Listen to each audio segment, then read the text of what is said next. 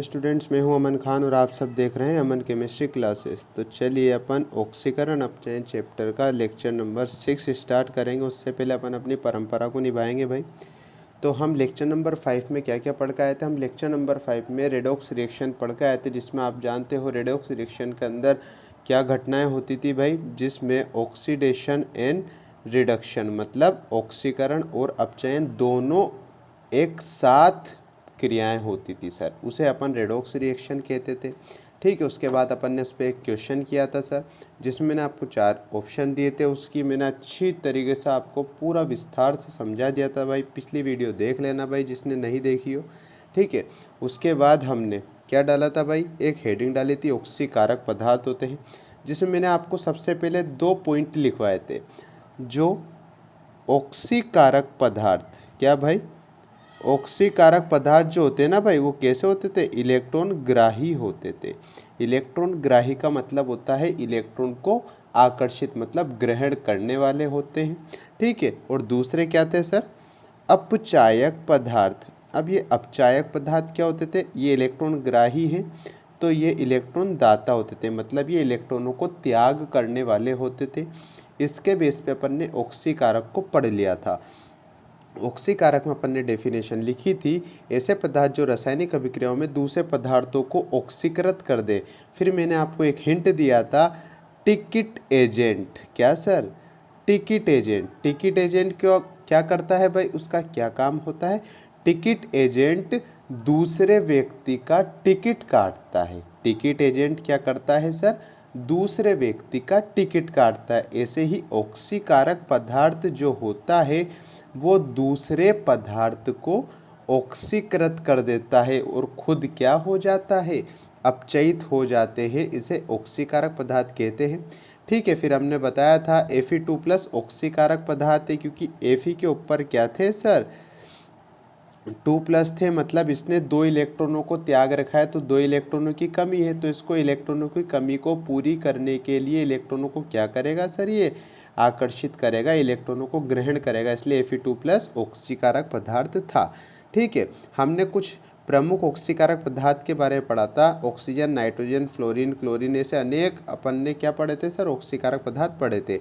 और सभी ऑक्सीकारक पदार्थ लुईस के अम्ल कहलाते हैं। क्यों सर? क्योंकि लुईस ने बताया था ऐसा परमाणु जो इलेक्ट्रॉनों को ग्रहण करे वो लुईस अम्ल कहलाएगा।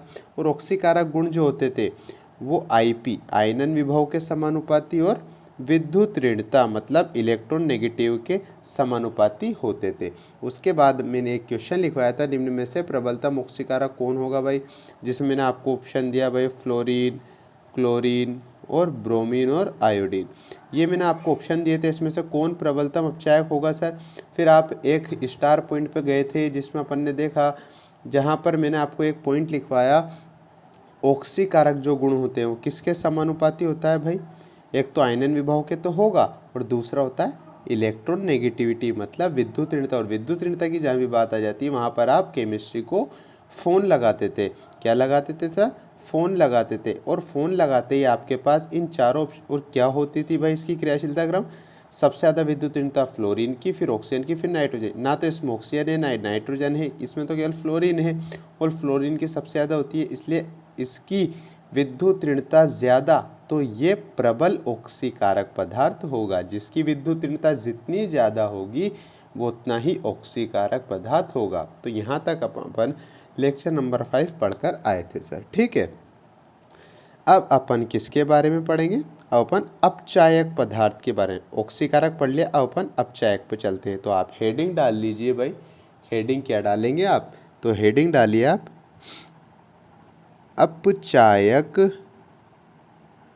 अपचायक पदार्थ। ठीक है सर, जो अपन ने ऊपर लिखा उसका जस्ट अपोजिट अपन नीचे लिखेंगे। ऐसे पदार्थ जो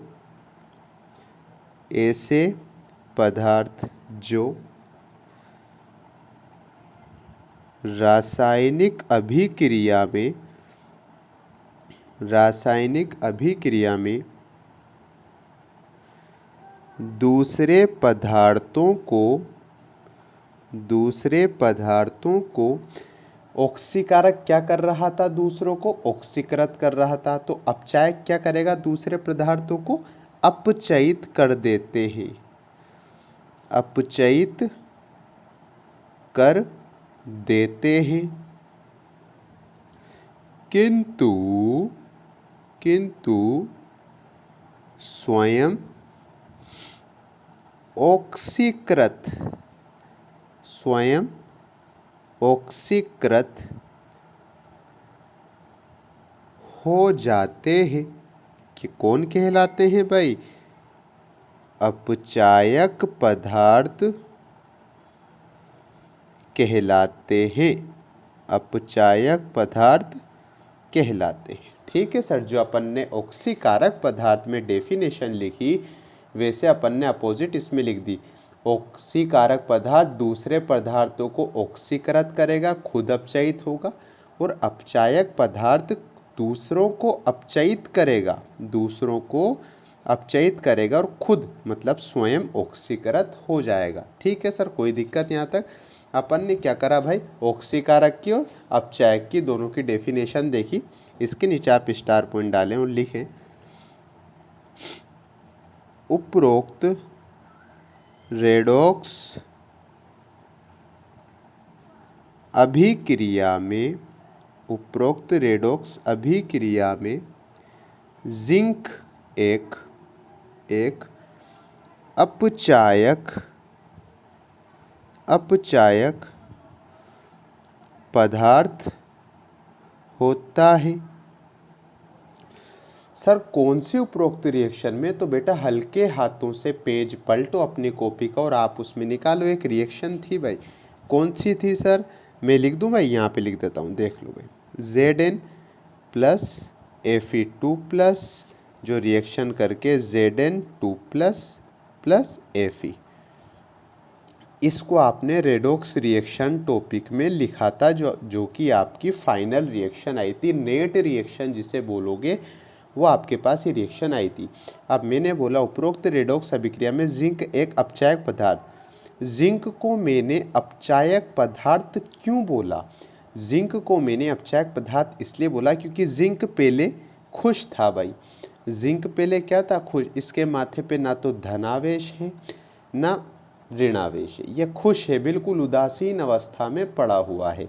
लेकिन जैसे ही इसने आयरन के 2 प्लस वाले एटम से रिएक्ट करा, वैसे ही खुद ये जिंक 2 प्लस हो गया। मतलब पहले तो इसके पास ना तो इलेक्ट्रॉनों की कमी थी ना ही बढ़ोतरी थी, अपनी नेचुरल अवस्था में पड़ा हुआ था। लेकिन ऐसा देखा गया रिएक्शन के बाद इसके माथे पे क्या गया सर? 2 प्लस का चार्ज आ गया। इसका मतलब इसने 2 इलेक्ट्रॉनों को क्या कर लिया? त्याग दिया। क्या करा इसने सर? इसने 2 इलेक्ट्रॉनों को त्याग दिया। आप जानते हो ना धनावेश कब आता है? जब कोई इलेक्ट्रॉन अपने में से दूसरे को दे दे। तो जिंक ने 2 इलेक्ट्रॉनों का त्याग कर दिया। ठीक है सर, और आप जानते हो ऑक्सीकारक इलेक्ट्रॉन ग्रहण करते हैं, जबकि अपचायक पदार्थ इलेक्ट्रॉन दाता होते हैं, इलेक्ट्रॉनों को दान कर देते हैं, इलेक्ट्रॉनों का त्याग कर देते हैं। तो जिंक ने क्या करा? रिएक्शन में जिंक ने 2 इलेक्ट्रॉनों का त्याग कर दिया, इसलिए जिंक एक अपचायक पदार्थ होता है। कारण लिखें अपन तो लिख लो भाई, क्योंकि वह इलेक्ट्रॉन त्याग रहा है। आ गई भाई बात समझ में? मैंने आपसे ही बोला था इन 2 पॉइंट को आप साथ लेते हुए चलना, तो आपके पास कोई भी दिक्कत नहीं आएगी। सर कोई दिक्कत है क्या? अब वही अपन हेडिंग लिखेंगे। सर कौन सी हेडिंग? लिखिए भाई इसके अंदर ही कुछ प्रमुख अपचायक पदार्थ, कुछ प्रमुख अपचायक पदार्थ। कौन कौन से अपचायक पदार्थ होते हैं? कुछ अनेक महत्वपूर्ण के बारे में अपन पढ़ेंगे। Lithium, potassium, barium, स्ट्रांशियम, calcium, sodium, zinc, lithium, aluminium, H4, NaBH4, ferrous sulphate, इसके साथ जल के 7H2O मतलब जल के 7 मॉलिक्यूल हैं। फेरस सल्फेट, अमोनिया NH4 का होल ट्वाइस है, इसके साथ जल के 6 मॉलिक्यूल हैं ETC। कौन कौन से लिखे? Li lithium, potassium, barium, स्ट्रांशियम, calcium, sodium, zinc, LiLH4, NaBH4, ferrous sulphate के साथ जल के 7 मॉलिक्यूल, फेरस सल्फेट के साथ अमोनिया के होल ट्वाइस, उसके साथ जल के 6 अणु। ये सब क्या कहलाते हैं सर? ये अपचायक पदार्थ आपके कहलाते हैं। कोई दिक्कत है क्या सर? सर नहीं है कोई दिक्कत। अब इसमें भी अपन 2 स्टार पॉइंट लिखेंगे जैसे अपन ने उधर लिखा था। आपने ऑक्सीकारक पदार्थ में क्या लिखा था सर? ऑक्सीकारक पदार्थ जो होते थे वह लुईस के अम्ल होते थे। तो अपचायक पदार्थ क्या होंगे सर? अपचायक पदार्थ लुईस, कौन सर? लुईस क्षार कहलाते हैं। लुईस क्षार कहलाते हैं। ठीक है सर, क्योंकि इनके पास इलेक्ट्रॉन उपस्थित होते हैं इसलिए इलेक्ट्रॉनों को दान करने की प्रवृत्ति रखते हैं, और जो भी इलेक्ट्रॉन दान करने की प्रवृत्ति रखता है वो अपना लुईस का क्षार कहलाएगा। कोई दिक्कत तो नहीं है ना सर? नहीं है सर, ठीक है, क्लियर है। तो सेकंड स्टार पॉइंट लिखिए, अपचायक गुण। अपचायक गुण एंटी प्रोपोर्शनल होता है 1/IP और एंटी प्रोपोर्शनल होता है 1/ विद्युत ऋणता के। देखना भाई, अपचायक गुण उधर ऑक्सीकारक क्या हो रहे थे? समानुपाती हो रहे थे, वहाँ अपोन में आपको नहीं दिख रहे थे, लेकिन अपचायक आते ही ये अपोन में आ गए। मतलब अपचायक गुण किसके व्युत्क्रमानुपाती होगा? एक तो आयनन विभव के भी व्युत्क्रमानुपाती होगा और विद्युत ऋणता के भी व्युत्क्रमानुपाती होगा। समानुपाती का मतलब क्या होता है? एक बढ़ता है तो दूसरा भी बढ़ता है, ठीक है, क्योंकि दोनों बराबर होते हैं। और ऐसा देखते हैं अपन, लेकिन जहाँ पर 1/ मतलब व्युत्क्रमानुपाती में आ जाए तो मान लो जिसका आयनन विभव ज़्यादा उसके अपचायक गुण उतने ही कम, जिसकी विद्युत ऋणता ज़्यादा उसके अपचायक गुण उतने ही कम। ठीक है, दोनों विपरीत काम करेंगे सर। सर एक क्वेश्चन लिखवा दो, समझ में आ जाएगा तो लिख लो भाई। क्वेश्चन, निम्न में से प्रबलतम अपचायक होगा। निम्न में से प्रबलतम अपचायक होगा। आपको ये स्टार पॉइंट याद होना चाहिए तो आप इसका आंसर आसानी से दे दोगे। निम्न में से प्रबलतम मतलब कौन सबसे ज़्यादा अपचायक पदार्थ होगा? पहला ऑप्शन आता है आपके पास F-, बी ऑप्शन आता है आपके पास Cl-, सी ऑप्शन आता है आपके पास Br-, डी ऑप्शन आता है आपके पास I-। पक्की बात है सर? फ्लोरीन, क्लोरीन, ब्रोमीन और आयोडीन, ये आपके पास 4 ऑप्शन आते हैं। इनमें से आपको बताना है कि कौन सा प्रबल अपचायक मतलब सबसे ज़्यादा मजबूत अपचायक कौन होगा। तो आपको पता होना चाहिए इस स्टार पॉइंट के बाद। भाई यहाँ पर इलेक्ट्रॉन नेगेटिविटी आप देख सकते हो क्या? बिल्कुल देख सकते हो सर। इसमें फ्लोरीन आ रहा है तो इसकी तो सबसे ज़्यादा क्या है भाई? इसकी सबसे ज़्यादा नेगेटिविटी है। क्या है सर? विद्युत ऋणता। क्या है भाई? विद्युत ऋणता फ्लोरीन की सबसे ज़्यादा होती है, तो अपचायक गुण सबसे कम इसके होंगे। क्यों होंगे सर? क्योंकि देखो, अपचायक गुण और विद्युत ऋणता दोनों एक दूसरे के व्युत्क्रमानुपाती हैं।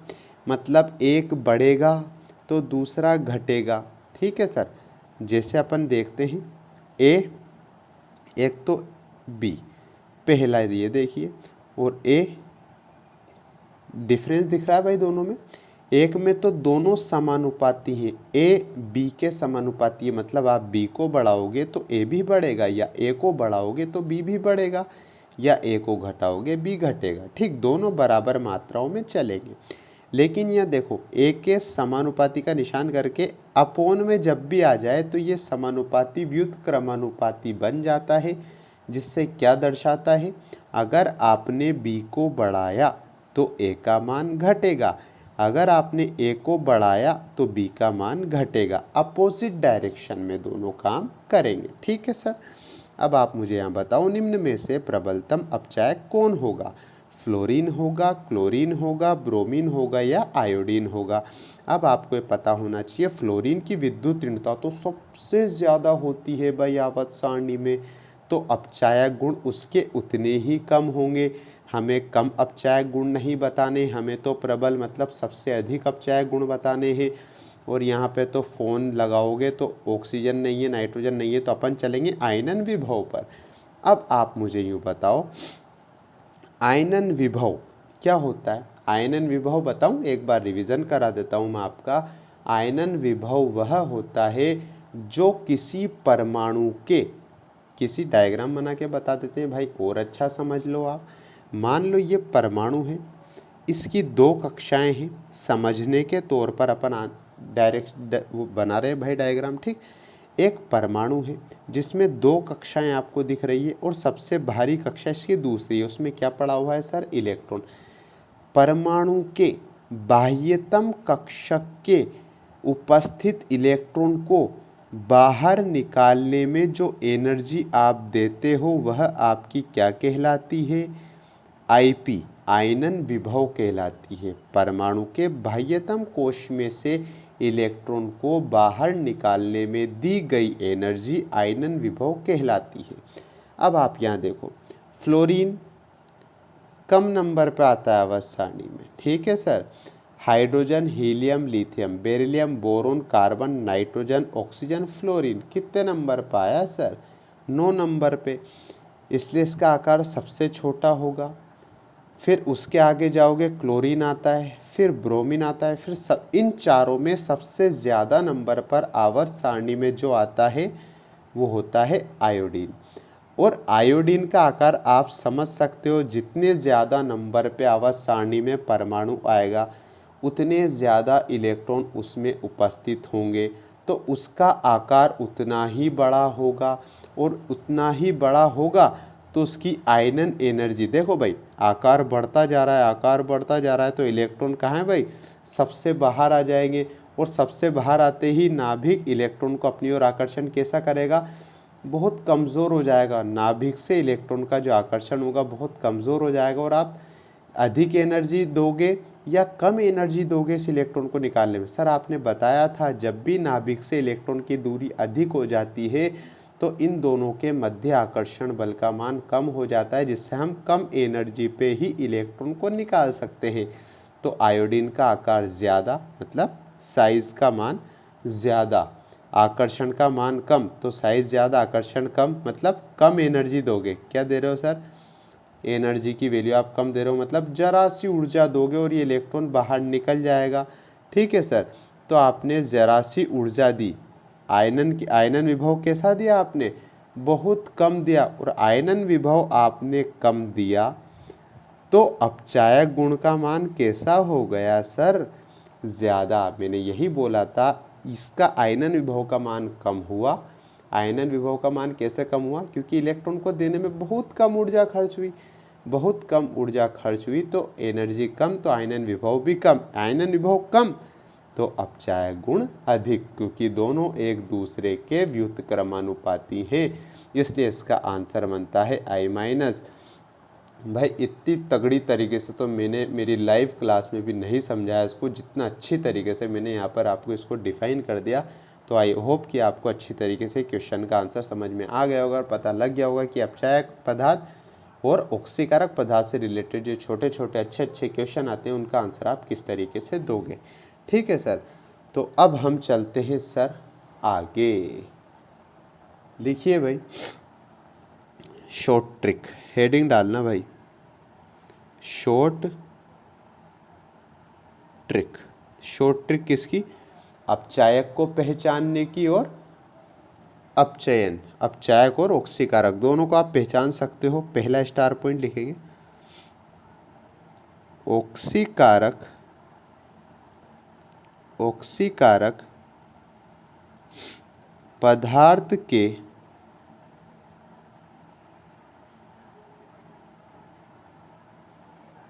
ऑक्सीकरण अंक में हमेशा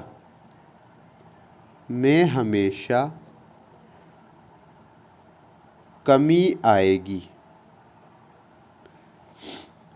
ऑक्सीकारक पदार्थ जो आपके पास होगा, आप ऑक्सीकारक पदार्थ को किस तरीके से पहचानोगे? ऊपर तो अपन पूरा पढ़ के आई, चाहे डिस्क्राइब मैंने आपको कर ही दिया, पूरी A to Z हिस्ट्री उसकी बता दी, क्वेश्चन बता दिए। लेकिन सिंपली तरीके से आपको रिएक्शन में समझना है कि कौन ऑक्सीकारक है और कौन अपचायक है। तो कैसे पता लगाओगे? ऑक्सीकारक पदार्थ के ऑक्सीकरण अंक में हमेशा कमी आएगी। मतलब जो भी पदार्थ होगा, अगर उसके माथे पे जो भी आवेश है उसमें कमी आ रहा है, उसमें डिक्रीज आ रही है, ठीक है, मतलब ज़्यादा से कम की तरफ गमन कर रहे हैं, तो क्या होंगे भाई? आपके ऑक्सीकारक पदार्थ कहलाएंगे। ऑक्सीकरण अंक में कमी हमेशा किसको बतलाएगी? ऑक्सीकारक पदार्थ को बतलाएगी। तो सेकंड स्टार पॉइंट आप लिख सकते हो, अपचायक पदार्थ के ऑक्सीडेशन नंबर, मैंने ऑक्सीकरण अंक को ही मैंने इंग्लिश में लिख दिया शॉर्ट फॉर्म। ऑक्सीकरण मतलब ऑक्सीडेशन, अंक मतलब नंबर, ON में क्या होगी सर? वृद्धि होगी। ऑक्सीकारक में ऑक्सीडेशन नंबर में कमी होगी, जबकि अपचायक पदार्थ में ऑक्सीडेशन नंबर में वृद्धि होगी। सर किस तरीके से होगी, हमें थोड़ा सा बता दो ना सर। तो बेटा आप जानते हो ऑक्सीकारक पदार्थ दूसरों को ऑक्सीकृत करता है और खुद क्या होता है? अपचयित, मतलब खुद का अपचयन होता है। तो अपचयन में आप जानते हो क्या होता है सर? अपचयन में तो वो होता है जिसमें आवेशों की मात्रा कम होती है। संयोजकता धारणा निकाल लेना, पता लग जाएगा। अपचायक पदार्थ में ऑक्सीडेशन नंबर में वृद्धि क्यों होती है? क्योंकि अपचायक, यहाँ लिख देता हूँ मैं, अपचायक जो होते हैं दूसरों को क्या कर देते हैं? अपचयित कर देते हैं और खुद क्या हो जाते हैं? ऑक्सीडाइज्ड हो जाते हैं। ऑक्सीडाइज्ड कब होता है? जब संयोजकता, याद आ गया, संयोजकता में वृद्धि होती है। ये संयोजकता धारणा का पूरी थ्योरी के ऊपर बेस्ड है सर, ठीक है। तो ये मैंने आपको शॉर्ट ट्रिक भी लिखवा दी। ऑक्सीकरण अंक बढ़ेगा तो अपचायक पदार्थ होगा, ऑक्सीकरण अंक घटेगा तो ऑक्सीकारक पदार्थ होगा। कोई दिक्कत सर नहीं है। इम्पोर्टेंट नोट हेडिंग डाल के लिखेंगे सर, इम्पोर्टेंट नोट, ठीक सर। लिखिए इसमें, कुछ पदार्थ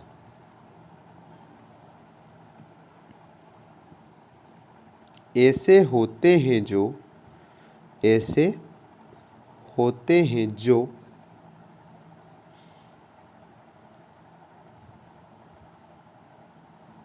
ऑक्सीकारक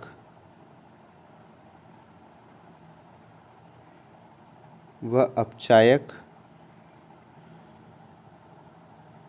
दोनों के भांति कार्य करते हैं।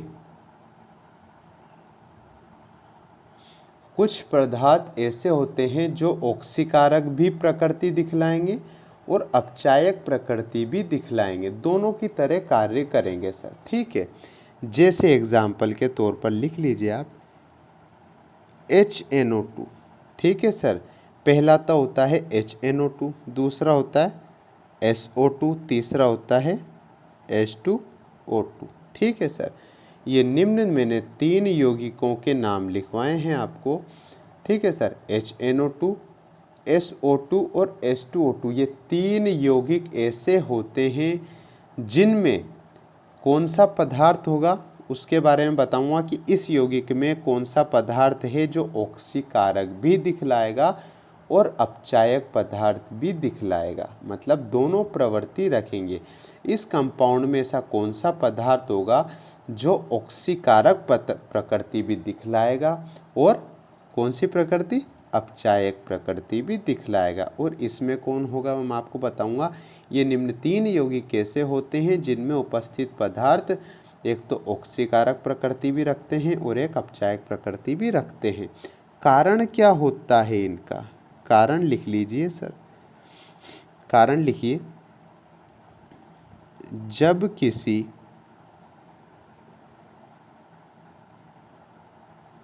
तत्व की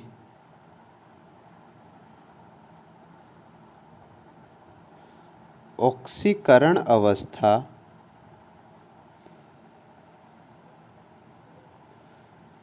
उसके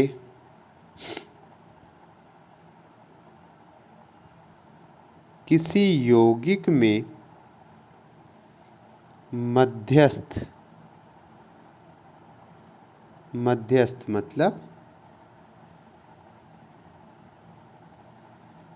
अधिकतम व निम्नतम के बीच हो तो